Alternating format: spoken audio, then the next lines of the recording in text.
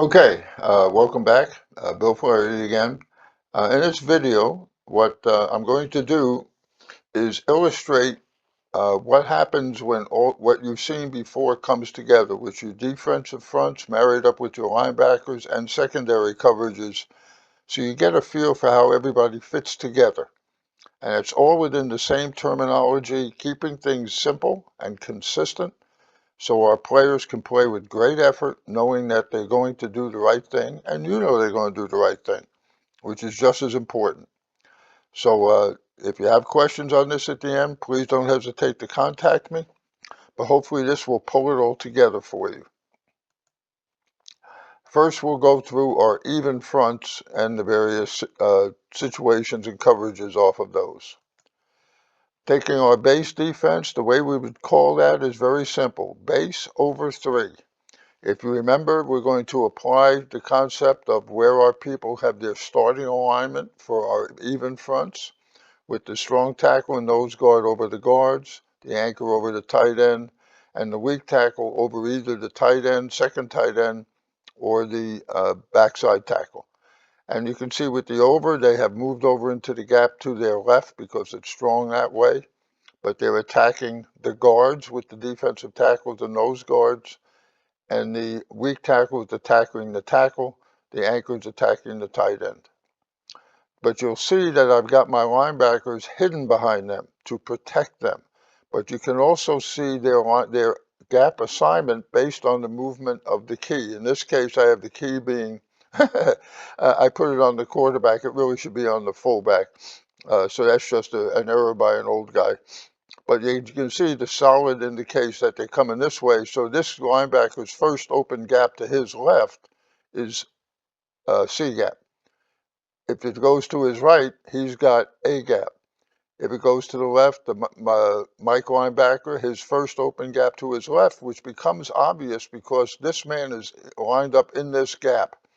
I do that so that it's very simple for wherever he's standing. He can say, there's the first gap to my left, there's the first gap to my right. There's the first gap to my left, there's the first gap to my right. Very simple. Now all they're considering is flow and track of the back. So if these guys start going this way, he's going there. Or if they're going this way, wide, then he can go a little flatter. But if all of a sudden they're running downhill at this spot, then he's going to attack right there. Okay, so that's the track of the back part of the equation. Then we have the base over Z3. Again, if you remember back when I talked about the D line, a Z indicator from the coach to the linebacker is he tells the defensive lineman to penetrate. So he would make a Pete call. And now the defensive linemen are not worried about attacking these people. Their job is to get here, is to get their heels on the other side of the line of scrimmage. Okay? But the gap assignments are still obvious for our linebackers. And as you can see, because we're in the middle of the field, the strong side puts our anchor, our strong tackle, our Sam linebacker, our strong safety to that side of the field. Again, putting our best personnel where there's most likely going to be the activity. And this tells them in base over, and then the coverage is 3. So you see our strong safeties down in here. We're cover 3, so our corners are thinking pass first, our free safeties flowing with the motion.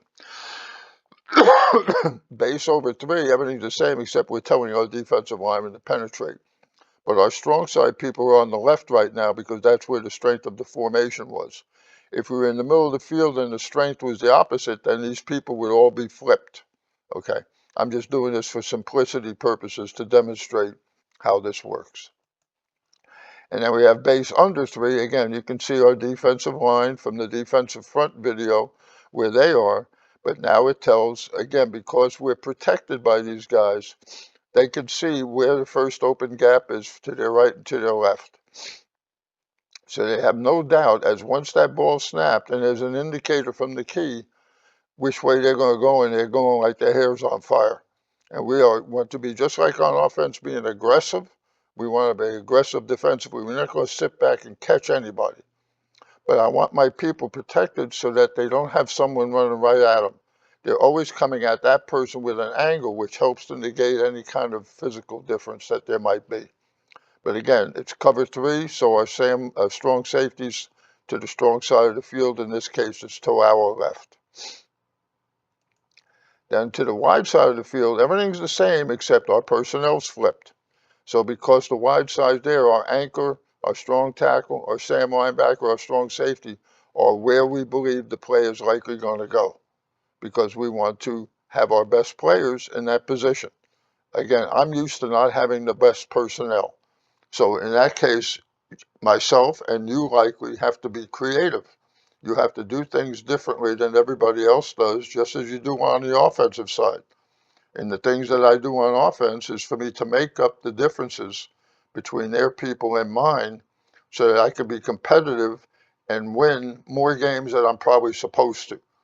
And that's the objective. I may not be able to go as far as the other guy, but if I'm also a team that's got good talent, I may be able to make up the difference between being good and being top. So that's the difference. And that's my mentality, how I come at this from. I'm not used to sitting back with the best players. We have to think mentally and be a little different than everybody else in what we're doing. But you can see everything, because I've got these guys behind these people to hide them, it's obvious to them where they're to go based on the movement of their key, because the gap here is taken up by the defensive lineman. So it becomes obvious where their gaps are. And then because we got a wide side of the field, the call is base wide. That moved everybody to the wide side of the field. Base short moves everybody away from the wide side of the field. But when they do that, it's still obvious to these people where their gaps are now, right?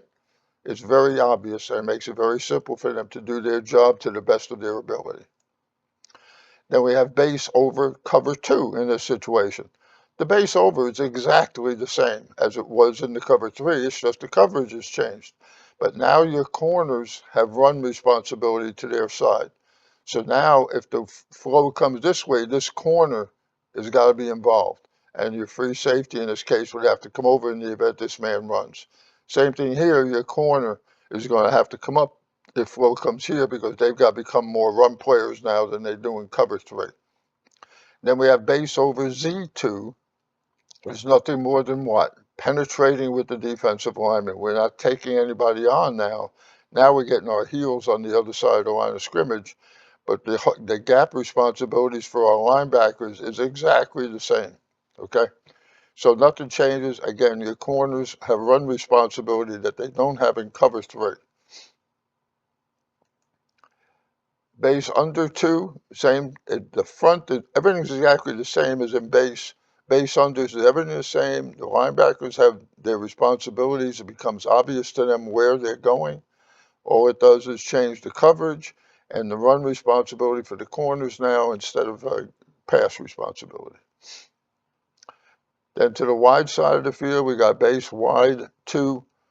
All it does is swap our personnel. So now you see that our strong safety's here, strong field corner.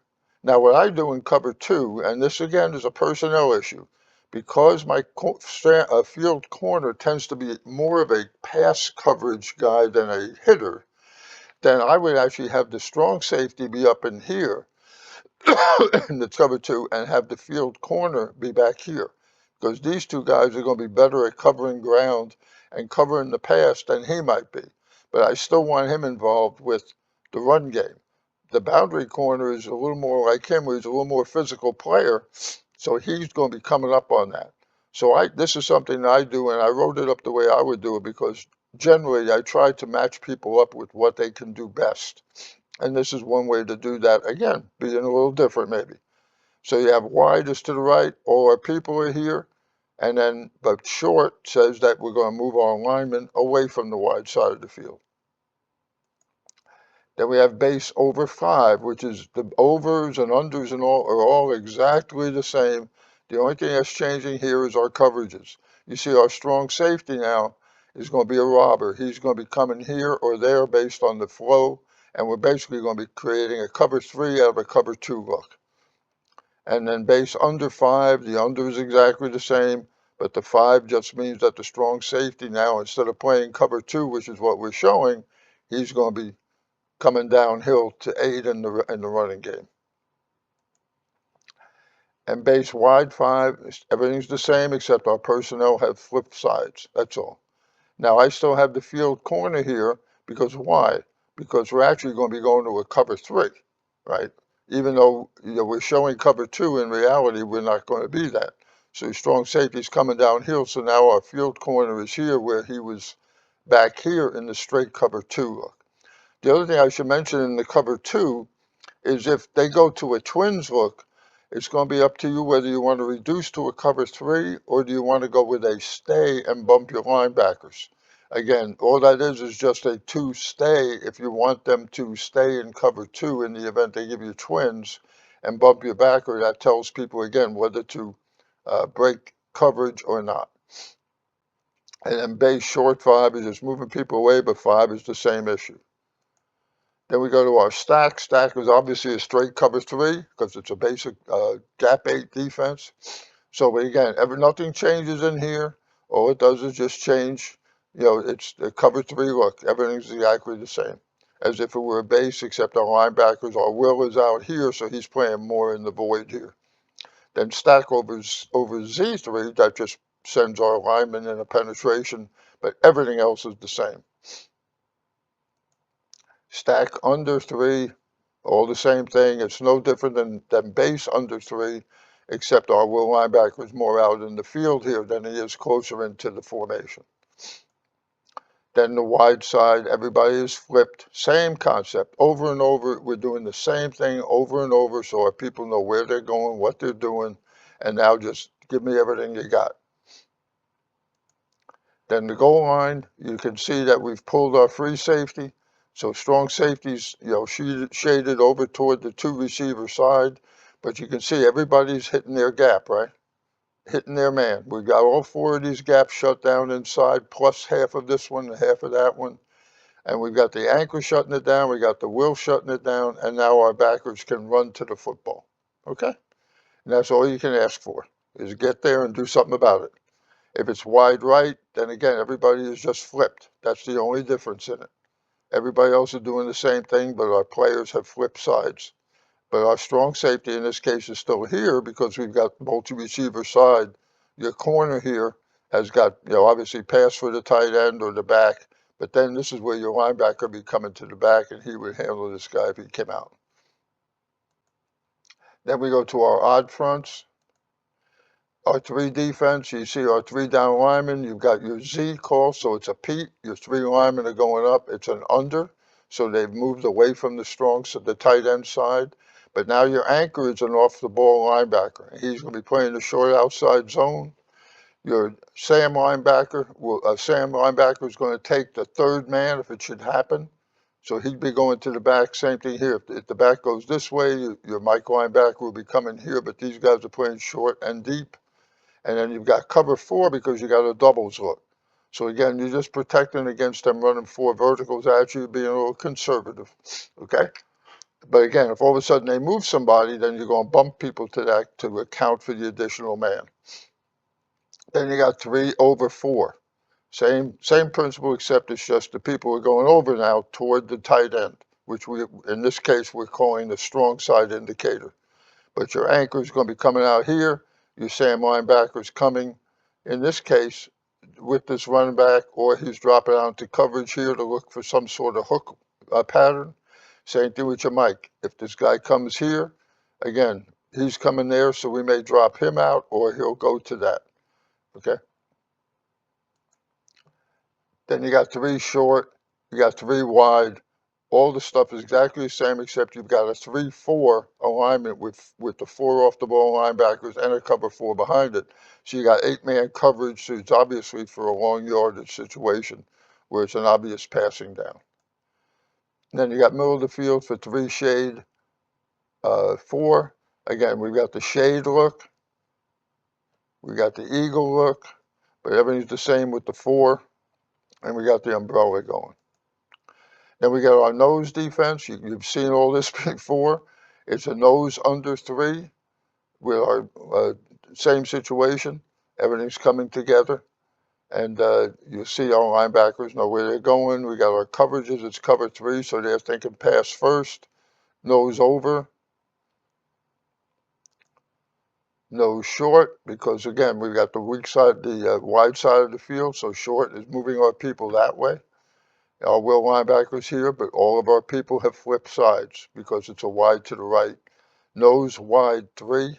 So again, now we've moved them all. That's going to put them toward the wide side of the field. They're going to bump from their starting position, but it's still cover 3. Everybody's got all the same responsibilities they've had every other snap of the football. Middle of the field, you got nose shade 3. There's your shade look with the nose people. But everybody, you can see what their responsibilities are based on the movement of the key, right? Everybody knows, it's obvious to our linebackers, our strong safety in this case, what gaps they have to account for based on the movement of their key. And they can trust that the defensive lineman in front of them, they know where they're going to be, so they can pick wherever's the obvious open gap on either side of the football. So you've got shade and you got eagle. Everything's exactly the same as it was on all the other sheets before here now. But the offense doesn't know where we're going or where our personnel are going to be. And all of a sudden they've got a different guy on them all the time and they're wondering what the hell's going on. And wide side of the field, you've got the shade now is to the wide versus the strong side. So again, but everything's the same as you saw before, except now we've got the 4 people here in the 3 deep zone. And then you've got eagle where the nose guard's going away from the wide side. Then you got nose under, now we're into a cover 2, right? So we're nose, but again, nothing has changed as far as our front 7. Everybody's got all the same responsibilities, except now what? Now our corners, and in this case, our strong safety and our field corner. I'm sorry, I have the field corner here, but in reality, I might have my strong safety here and flip these guys with a green cover 2, depending on the physical abilities of these 2 men. But conceptually, the field corner would be here, but now they have run responsibility to their side. And then they drop out if it goes away. And then to the wide side of the field, you got the same thing, except again, all your stronger people are to the wide side of the field. We're playing percentages. That's all you can do is try and shorten that gap between you and the other team. And you got nose over, you got wide right, you know. So we flip our personnel, otherwise we're to the strong side indicator, which would be the tight end in all likelihood, or it could be an H-back, or it could be anybody. It's based on your scouting report.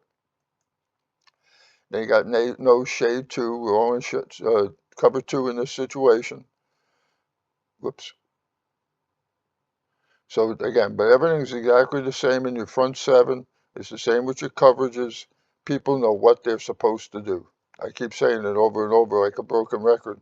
But that it's so important to me because before you can win, you have to learn how not to lose.